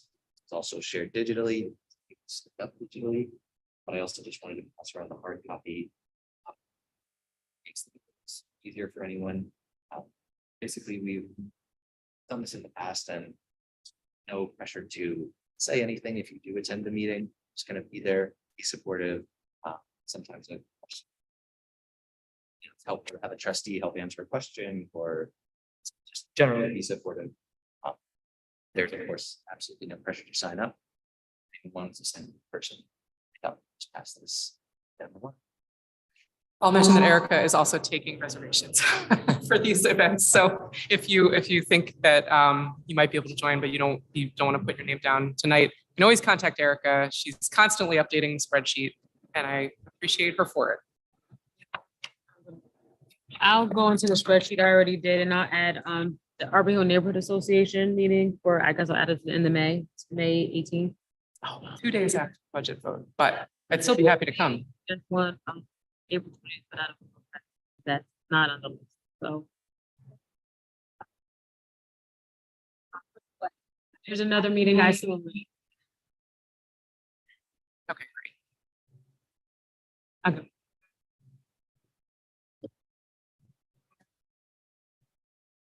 Any questions? Just want to say thank you for bringing that out. I'm the technical difficulty person, so thank you. Thanks, Andy. Next is an update, our first update on our new strategic plan. Yes, indeed. So I actually asked Erica to print you physical copies of the implementation grid, as we're calling it, and you have that along with the memo that I provided. So as you're looking at the grid, I just want to explain some of the terms that we have that you'll see. So, and of course, explain how we propose to use this grid during the life of our 2023 to 2025 plan. So in terms of the overarching terms in the strategic plan, goals and objectives stay the same throughout the life of the plan. So the tactics, which are the lines that you see on the grid that are spelled out, FY23 tactics, those are devised by library administration on an annual basis and adjusted quarterly. So we're working right now on the fiscal year 24 tactics, and the deadline for those, our in-house deadline is June 2023, so that I'll be able to give you an update on the fiscal 2024 tactics shortly thereafter in probably the July meeting. There is just going to be this one master implementation grid spreadsheet as the home for our current and future years of tactics, so that everything can kind of live and breathe in the same spreadsheet. The way that I'll report our progress out to you it will either take the shape of this implementation grid, or if you prefer, I can do more of a traditional PowerPoint as the board has seen in the past. Either way, I'm happy to share the information about our update, or excuse me, the information about our progress in whatever way you would like. Our new strategic plan was approved in January, so this particular iteration of the grid only covers the last 6 months of this fiscal year. The board approved the plan to cover calendar years, but since the library's fiscal year kind of drives our internal planning, the way that we're proposing to share the implementation grid and the tactics that we develop in the years of the plan is according to the fiscal years, with the understanding that the last sort of portion of time that this plan covers would be basically split across 2025 and 2026, since fiscal 26 starts in 2025. So a little confusing, but that's the best way to explain it. In terms of the stages of each tactic, there are 4 progress stages. We have the assignment, so the person responsible for creating the tactic and ensuring that it's completed. The planning column details what information or resources we need in order to execute on the tactic. The actual implementation column is how we accomplish the tactic. And the measured outcome is, of course, the product or deliverable result of having completed the tactic. I want to note that where you see italics on this spreadsheet, that means that it's still in process or not yet completed. So we like to imagine all the steps of the tactic, even if those steps end up changing a little bit over the course of the fiscal year, based on our resources that are available, based on funding, based on any number of factors. So with that, just kind of want to take you through maybe some examples from the current implementation grid. It is a lot of content, so I don't want to read the whole thing to you. And of course, you'll have opportunities in this meeting to kind of ask more detailed questions about any of the tactics that we've developed for the remainder of this fiscal year. Let's see. I'll draw your attention to this one is kind of low-hanging fruit, but under the community engagement, these terms get they're easy to confuse. So the community engagement goal contains the objective 2 of develop, maintain, and regularly evaluate strategic partnerships. So that first tactic is update neighborhood association contacts in preparation for community reports and budget season. So as you can see, the progress associated with that tactic, all of those sections are in regular text, not italics. We've already completed all of those updates because Erica's been working hard scheduling neighborhood association meetings and updating that that sheet that details all of the contact information for the neighborhood association contacts. So that's kind of an easy one, but I wanted to include it because that is a very important community engagement aspect that we always have to address, that we're anticipating having to address every year. Also wanted to include the centennial celebrations because the centennial is a fantastic opportunity to develop and build on the strategic partnerships that we have and perhaps cultivate some new ones. So you'll see that the measured outcome that we would like to see as a result of the centennial celebrations is participation from across all Albany wards and neighborhoods in our strategic, or excuse me, our centennial goings on. Turning your attention to the next page, a couple examples from workforce. Another one that we're proud of that you already know about, but that was important for us to do. Again, under objective 2, eliminating the exam fee for continuous improvement exams. So that's, again, some low-hanging fruit associated with something that we were able to accomplish quite early in this, the first 6 months of this plan, but still something we want to include as an accomplishment. And moving down to that second tactic under objective 2, developing the summer youth employment curriculum is another one that we're really working on to maximize and expand the pipeline as much as possible, as far as sharing information with the youth of the city about what it's like to work in the library through the experience of being a summer youth employment participant. With the measured outcome goal of 1 or 2 summer youth workers assigned to each branch. And of course, we want to see that they've had positive experiences, that they reflect in some survey mechanism at the end of their experience.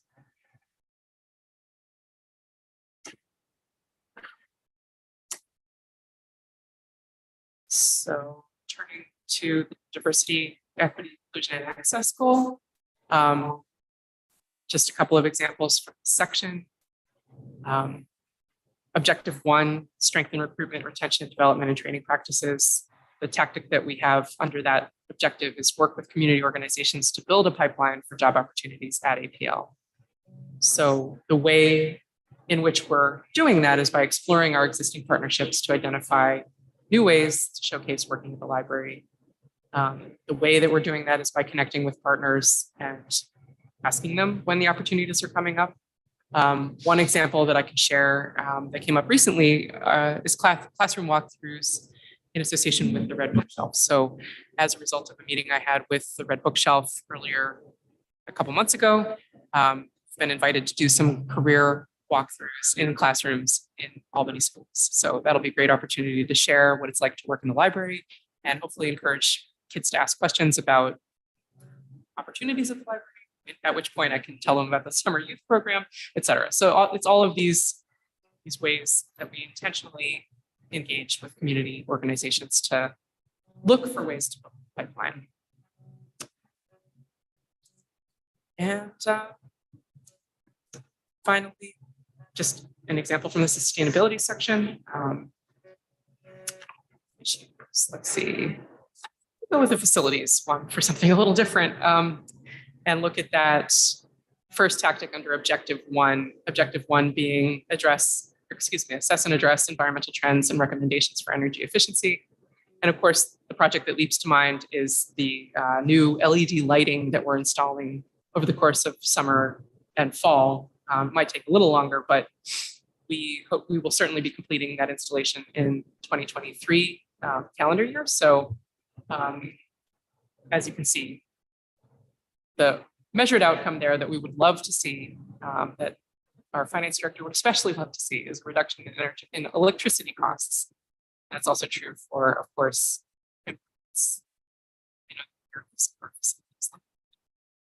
HVAC systems. So these are some examples from each goal.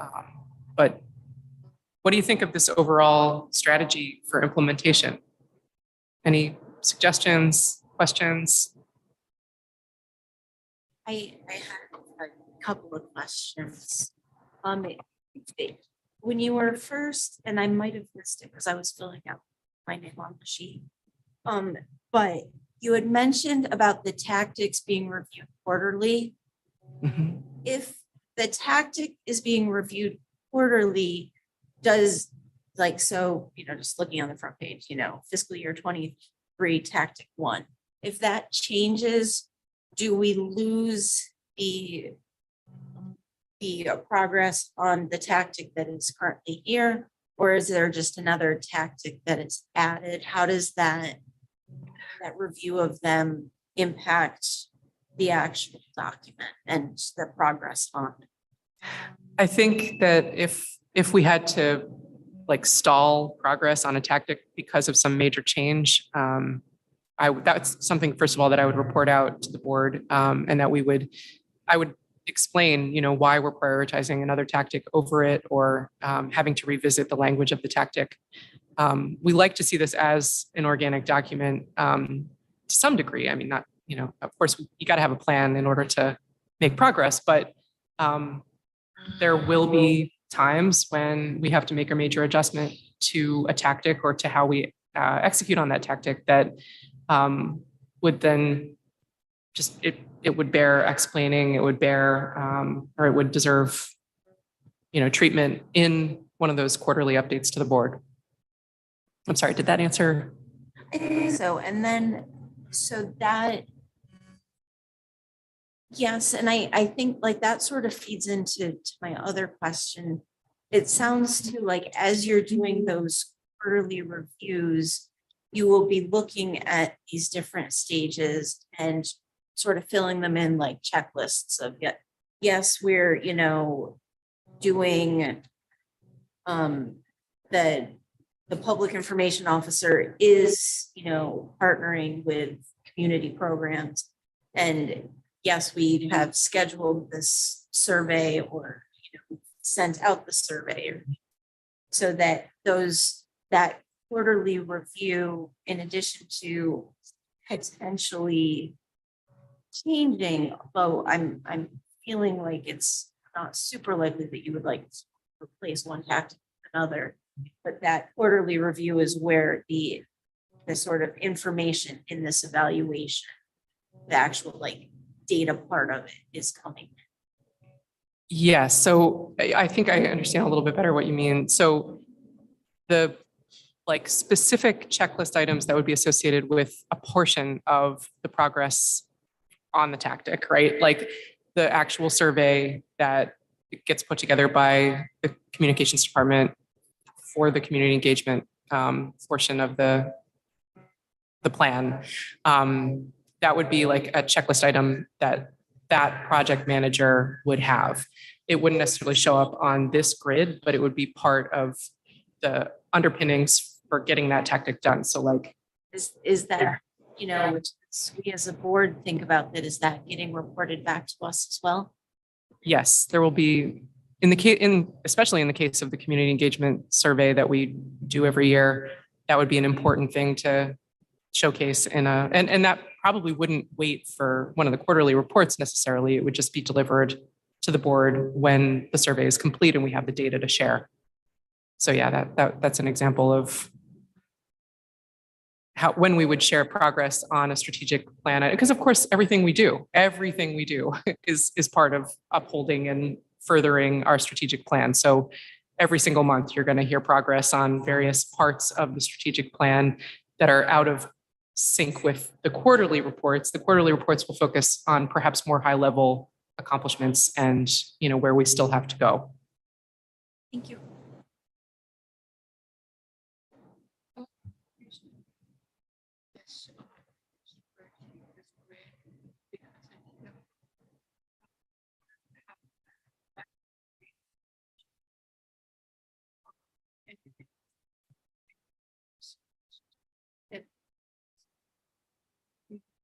It shows that you are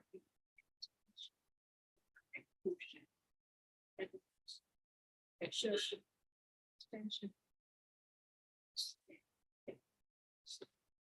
And it shows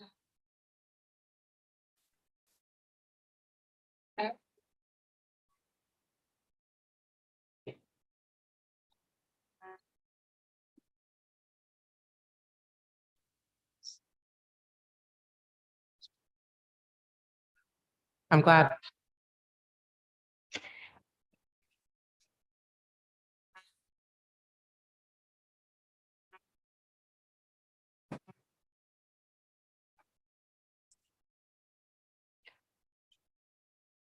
You. So I like how it's all in one spot here.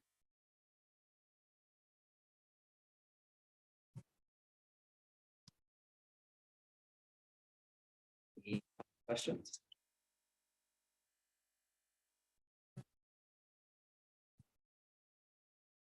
We'll move on to our final item of new business, which is a application that I will let Andrea help us know. Sure. So I actually have to give Melanie credit for recommending this program to me. It's called the Leadership Capital Region program run by the Chamber of Commerce Foundation. Melanie has gone through the program. Deanna DiCarlo went through the program. Both Deanna and Melanie had glowing things to say about their involvement in this program. I wouldn't be surprised if some of our trustees maybe have been through it, or at least, are aware of it. It used to be called Leadership Tech Valley, so that's a change. But in any event, it is a commitment. They do have a weekend orientation session. They have Friday sessions wherein you go and do site visits at various Albany organizations and facilities to get to know the city. It just seems like a fantastic way to really give me a more in-depth understanding of Albany's built environment and all of the people who make it run, and kind of the emerging leaders in Albany as well. I understand that there is quite a range of leadership experience on each or in each class, I should say. So, range of ages, range of people from various backgrounds, experiences, professions. So I'm excited about it. I went to an orientation session, and participants had great things to say, glowing things to say about it. I understand that our legal counsel ran the program for a couple of years. In any event, there is a price tag associated with it as well. There's a $100 non-refundable deposit. So my application would go with that $100 deposit. And then for the actual program, there's a cost for chamber members of $2,990 if I am accepted to the program. So that's the financial commitment that would come out of our training budget in the next fiscal year, not this fiscal year, because the program takes place next fiscal year. So I would love for the board to support this opportunity. I think it's going to make me a better director and probably a better leader as well.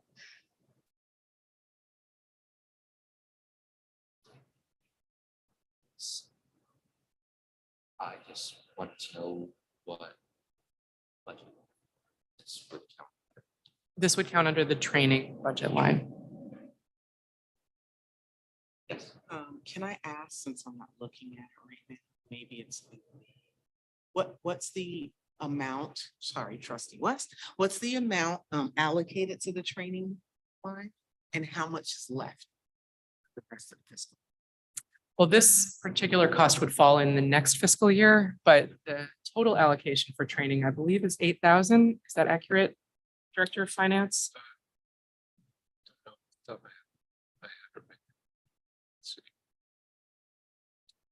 17,000. Oh, excuse me. 17,000 I- for a fiscal year. And then how much, so for last year, how much were the expenditures for training? And does that training does it cover everyone in APL, trustees and everything else? So how much were the expenditures for last year? Second.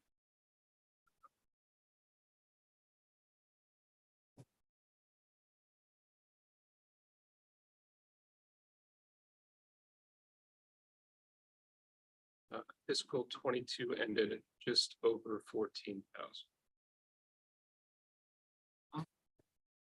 Ready charter members, I mean chamber members, Yes. so the expense would be 2380 minus the 100. Are we a nonprofit? No, I think it's You say? 29. No, it's 23 with a nonprofit. You Oh, considered a nonprofit? small community based. So it's 23 minus the 100. But are we, yeah, I don't know that we're small. Community based. Where we're small. I mean, It's smaller than 99,000. Okay. oh, okay. So I would want to adjust that because I listed the higher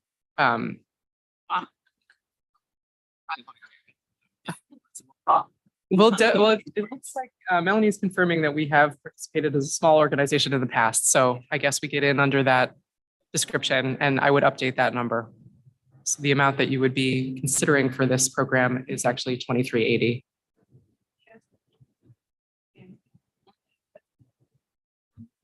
Just as a quick background, we have, in the 10 years I've been here, we've sent 6 individuals, like we actually budget to send somebody to this every year because we feel it's really important. I think it's important. I'm just trying to make sure there's the learning, especially because we're going out, and we're having these budget discussions, and there's a budget increase right now, 4.58%. And we're still trying to find staff and, you know, so I'm just trying to make sure it's definitely important. I'm just trying to figure out is it, you know, are the funds available? That's why I asked those questions. So if we ended in 14,000 and it's 17,000, it looks like we're just literally coming in at the threshold. I would Wait, sorry, can I just ask one more question? But the trainings, because now it's mandatory for trustees to participate in continuing education. That continuing education, are those classes free, or is there a cost for those? They are free through Upper Hudson.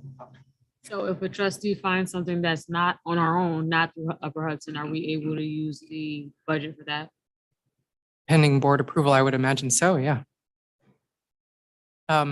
And I would also add that absolutely cost is always going to be a consideration for any training that we consider for staff, but it's definitely part of the attraction of working anywhere, right? Is like the opportunities for training. And so we consider this investment or this allocation for staff training to be one of those things that we want to preserve to make this an attractive place to work and grow as a professional. So I would just add that to the fuller picture of, you know, why training is great. I have one more question in reference to the DEI.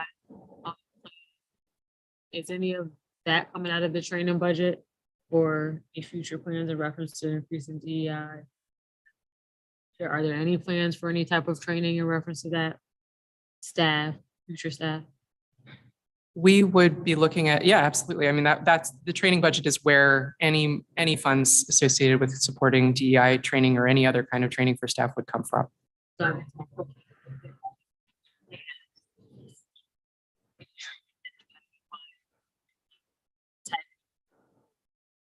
Activity in reference to DEI. That's We- out of the budget that you plan to come. Right. So the training that we have on the dock or on the schedule right now is just associated with the staff development day that's next week. And so that is pretty much wholly concerned with safety. But we will have 2 opportunities next fiscal year. So one in November and one in April for additional staff, like all-day staff trainings. And we would certainly be looking at incorporating a DEIA element into one of those 2 training days, depending on, you know, what we hear from the board, the staff, you know, in terms of needs.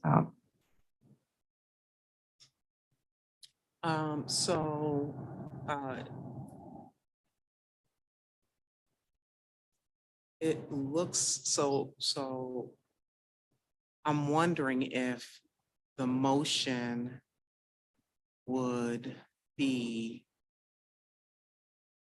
So I'm gonna make a motion, sorry. I don't know if everybody's still talking, but I'm gonna make a motion and I'm gonna frame it in a way that will give us an opportunity to further explore um,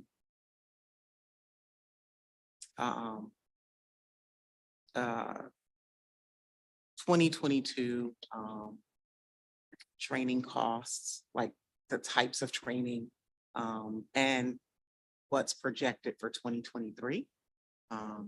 So I move that we support, because I know there's a letter and everything that the application has to be signed and you need a letter of recommendation. I move that we support the executive director's application for the Leadership Capital Region and reimbursement amount to be determined in an amount. So we're supporting it. We're saying, yes, we do want you to go. But and I know your application is being by May 5th or something prior to the next board meeting. I'm just wondering if we can have a little bit more time in knowing, is it going to be at full cost? Are we going to say $2,000 instead of, you know what I mean? So I'm just trying to see what everyone is. How much is? It's like 23 something. I'm support of saying yes. For the whole thing? Yes, for all the reasons that Executive Director Nikolai said, that training is very important. I think that she should have opportunity to know the ins and outs. Even though we are small, we are very complex. It's kind of. Right, yeah, the sooner the better, right? With the new executive director, like sooner your director is like maximizing their potential. So So I do have a question. I will. So if there was a board member who wanted to go to the same training, would the board be on the same page with approving a board member going to the same training? Not for $400. But we're not employees of this organization. We're not. No, we're not. Ask a question. I'm gonna try.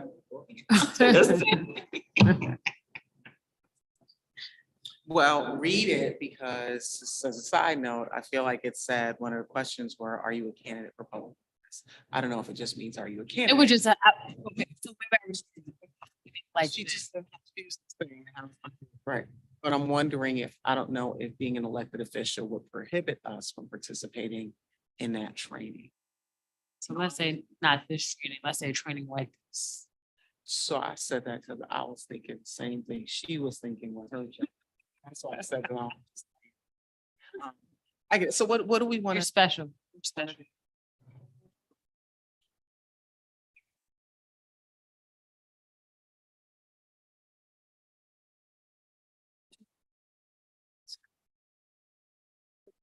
In the full amount. We have a motion from Andrea. That's what? It wasn't second. That's what, so we need a second. From trustee The Whitmore. mo-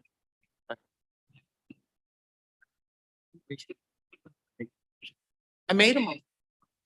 That's what I said. We just need a second. I'm not clear, I'm sorry, I'm not clear. Andrea's financial. Andrea's. I'm just curious. So it's because this is really affecting the next fiscal year. So I just kind of want some historical value, so some documentation saying these are the types of trainings that we've asked for. So last year, there weren't new, I mean, maybe there was one or two, but last year you didn't have new trustees. This year you have 4 new trustees. The training, I'm assuming, covers like conferences and stuff like that. Is that correct? Yes. So like if there, all of the emails that we get from like the different library conferences that happen, if we're like, oh, what about being a trustee? So I just wanted some frame of reference. That's all. It's a financial decision. Personally, I'm not comfortable making a financial decision. Yes, it's only 2,300. yes, there's 17,000, sounds like a lot, but I just would love to have some documentation, so I personally know this is what we've done in the past, this is the types of trainings that are there. This is what could happen in the future. Can I make a suggestion?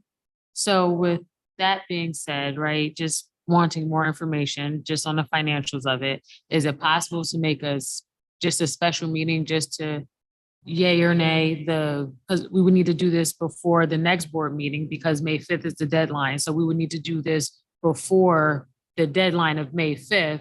So if we could have maybe just a special meeting, a quick meeting, just after we get documents, so everyone's comfortable, right? Environment. Do we support her? So if the motion is that we support her and we will support her monetarily, Mhm. I was just saying the actual amount is left up in the air. So, and it's coming out of next year's fiscal thing. She just needs, yes, we'll support her. So the letter can be signed and and the application can go off. It's not like, right, but nope, they don't mail the two, which they're not mailing the two. They can't mail the two, it's in next year. So I'm not a financial person, but I'm thinking you can't cut a check for next year's budget out of this year. Am I wrong? Says tuition is due by August August 4th. Yeah. Right. So. Yeah. But let me just say, in the past, for the last year since I went to the New York State Libraries Conference, I was in Saratoga, I think they both were in Saratoga, and I went through. And you were new and you're the only new person, right? I went last year and I was. But that's what I'm saying. Yeah, so it is available if you send it, if it's feasible, economically feasible, then yes. And as a representative. We of the could library. vote. I'm fine. I didn't get a second, so we could change the motion. You all can vote. I think the motion is clear, right? So your motion is that we will support Andrea in it going to this and cut whatever check needs to happen as long as we get documentation of the cost that it's going to be. I'm gonna make it easy because it's late. I'm going to rescind my motion. There was no second. I'm gonna rescind it. I'm gonna second it. Just restate it for the people. Oh, You will oh, no. make a motion. Just trying to. Telling you, I'm trying to make it quick. It's 8:16. I'm like, I'll rescind. I'll make it. Just I want Andrea's motion back. I want trustee West's motion. I did suggest a motion in board docs. Do you want me to read it to you? And if you like it, you can- I think I make a motion that we accept the letter of for executive director to attend this training.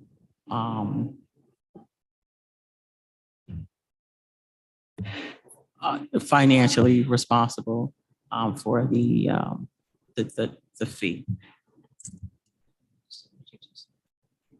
I'm in support. I'm making a motion to support executive director's request to attend this training, the leadership training, in full support, economically, at full cost. further.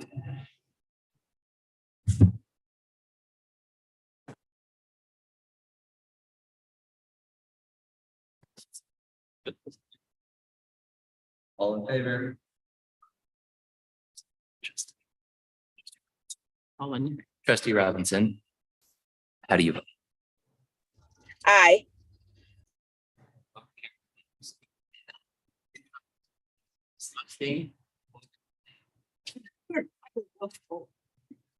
Trustee Goff, trustee West, abstain. All right. It's time for a second public comment. Has there been any? All right, so to the folks watching at home, we are going to end our live stream for the night, and the rest of our meeting will take place in executive session. Thank you. Sean, thank you guys for coming.